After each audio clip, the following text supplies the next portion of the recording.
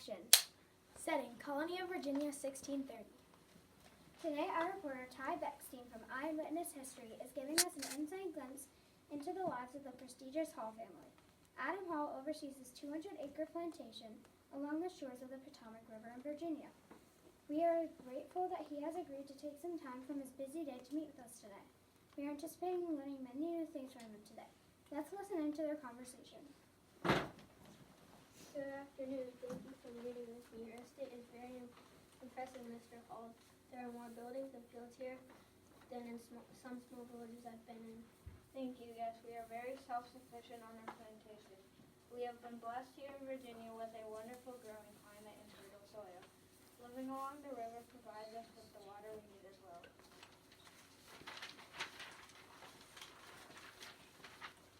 Is it true about the colonies down here in the south?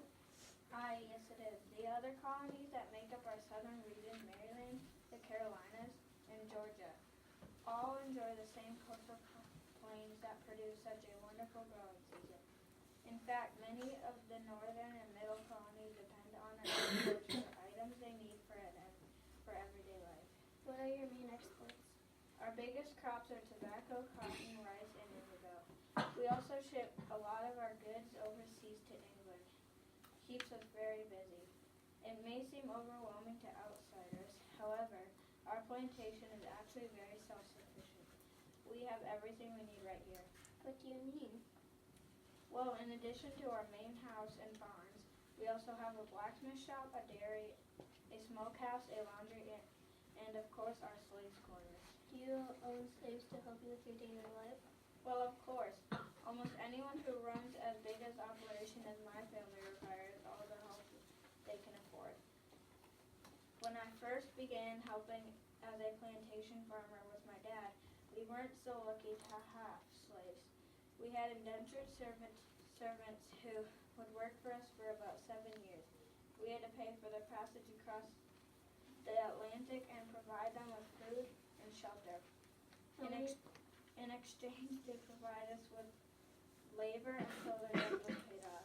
About 10 years ago, in 1680, slaves from Africa became more prevalent and quickly replaced the idea of indentured servitude. How many slaves do you own here on your plantation? I have about 100. It has really allowed me to become more involved in our local politics since most of the southern colonies have been set up with the propriety government, meaning that the king has granted individual plots of land to farm. We follow the rules of the British king but have opportunities to voice our opinions in the local governance court. Very impressive since you are obviously a very busy man. Who else helps to keep these things running here while you're away? My wife Clara is the one who has really helped to make our dwelling here a true home. She is proud of our plantation and is known locally for her gracious southern hospitality. In fact, she is inside the big house helping to get ready for a dinner we are having later this week. Come along with me and I will let you speak to her as well. I would enjoy that. Thank you so much, sir. Reporter Ty is obviously impressed as he follows Mr. Hall through the expensive sprawling grounds of the estate. As he leads him to his wife, they find her giving directions to some nearby kitchen servants as several children sit huddled at a nearby table.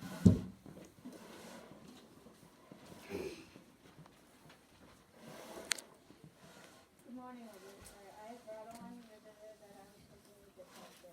I know how you love company. Let's get back to my work. I'll bid you farewell now. You'll be in good hands here. Oh yes, how do you fare this fine morning? Do come in and I'll be on the way to show you around.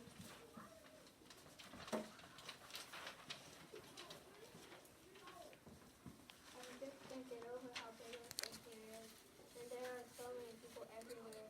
Well, I'm sure my husband explained that we do rely on our abundance of slave and servant help.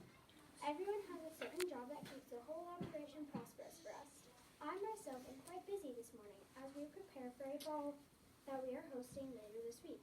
We do love having guests visit our family and home. Can you share what some of your other responsibilities are as the wife of a successful successful plantation owner? Of course, I'd be happy to. In fact, I'll have my daughter Tara join us on the veranda for some sweet tea and a much-needed mid-morning break. Please follow me. True, most of the Southern woman, Clara Hall takes great pride in both her family and home, while the men sometimes become involved in the politics of the colony.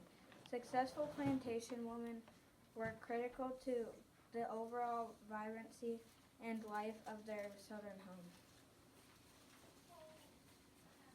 So, ma'am, would you tell me what a typical day here on your home consists of?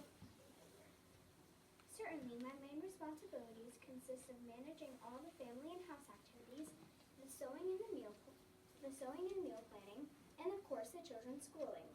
I noticed that there were several children who appeared to be studying in the kitchen. Here, what types of things are you learning? Mama teaches us our letters, penmanship, and arithmetic. We do our studies in the morning and help with chores in the afternoon. Do you enjoy learning at home, and do you ever have a chance to play with other children?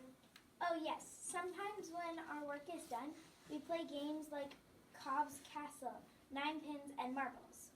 Would you like to come out and watch us play now? No, Tara, you know we don't have time for that today. You must finish your studies and then start polishing the silver for the party later this week. I'm sorry if I've kept you too long. Actually, I must be getting back to work on my story. You've given me so much to report on in regards to your unique lifestyle down here in the South. It has been a pleasure to talk with you, Isabel. But yes, I do believe it's time to get back to work. Thank you for visiting us. Please come back anytime. And that's all for today's edition of Eyewitness History, folks. We look forward to Ty's report on this interesting group of colonies and their unique way of life. Until next time, we'd like to thank you for joining us on this special adventure. The end.